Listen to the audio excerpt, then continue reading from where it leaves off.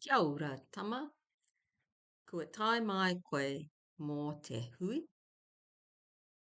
Ai, kua tae mai au. Pea ha te mea tuatahi me mahi? Me tango uhu. Me tango hu I mua I te kuhu ki te whare. Ai rā, he tohu whakaute tēnā.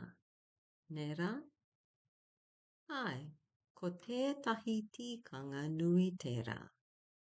Ka pai, ka karakia mātou I mua I te kai hoki. Ai, me mihi ki te atua me te kai I mua I te kai.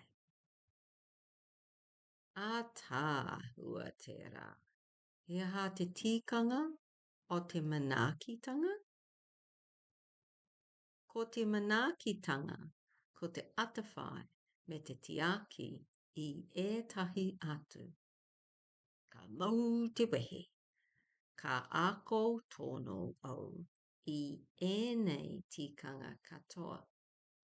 Tino pai tama, mā te ako koe e hono atu ki te wairua o te marae. Tikanga, manaakitanga. Karakia, marae, hu, whakaute, o whakaute.